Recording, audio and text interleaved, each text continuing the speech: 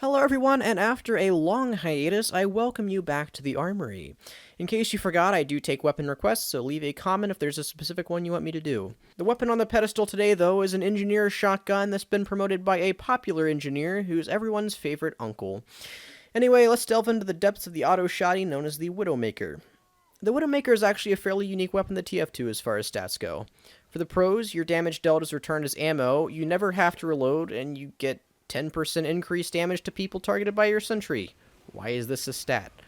For the downsides though, the Widowmaker uses the engineer's metal as ammo, and each shot you take costs 30 of that metal.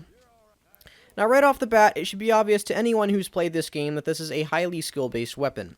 You're essentially gambling your most precious resource as engineer on your aim. If you miss, that's 30 metal you no longer have. If you hit though, you're able to gain up to 90 metal depending on how many pellets hit. The other upsides with this weapon are what make it so strong though. Not needing to reload makes this a fantastic weapon for fighting large groups of enemies. If you can continuously hit your shots, you can pretty much W plus M1 with this thing and often come out of the fight with full metal.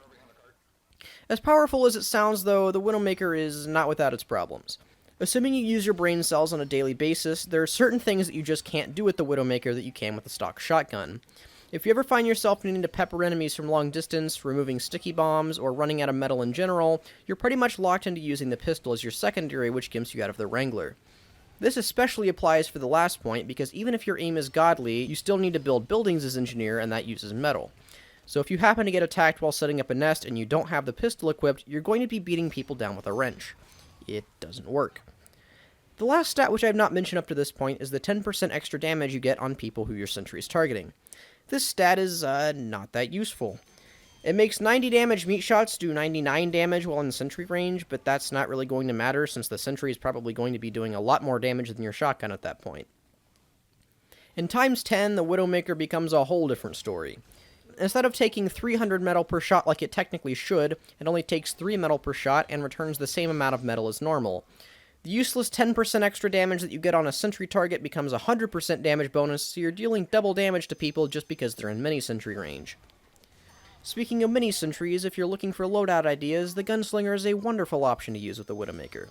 The increased combat power you get is so much more useful when playing offensively, and the extra health and spammable sentries are complementary of this. As far as the design of the Widowmaker goes, I think it's freaking sick. I've never played Deus Ex Machina, so I have no idea what it's supposed to be in that game, but in TF2 it's easily the best looking shotgun in the game. While I was testing this weapon, I did notice that some things return metal that you might not expect. For instance, bonked players, Vaccinator Uber players, and buildings all return normal metal even though you're not doing as much damage as you normally would. The last thing I do want to mention with this weapon is that, like the Gunslinger, the Widowmaker has a hidden downside, and that's the sheer amount of stress that you face while attempting to shoot people. Just think about it. Even if you miss a single shot, you're putting yourself in a much worse position than you would be if you didn't fire at all.